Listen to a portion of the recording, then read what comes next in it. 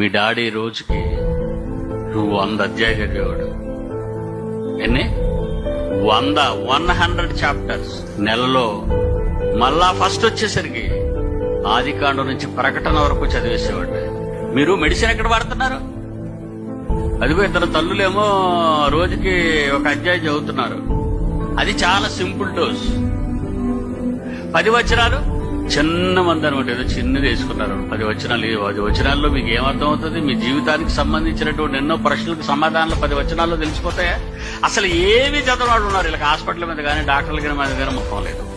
అంటే బైబిల్ మీద కానీ దేవుడి మీద కానీ చెప్పే నా మీద కానీ ఇలా నమ్మకం లేదు. అసలు రాని వాళ్ళందరి సంగతి ఏంటి? వాళ్ళు బయట తిరుగుతున్న వ్యాధిగ్రస్తులు. జీవించుచున్నావన్న పేరు మాత్రం నీకున్నది. నువ్వు అనుకుంటున్నావు బ్రతుకుతున్నావని, కానీ నువ్వెవరో తెలుసా? డెడ్ అన్నాడంతే.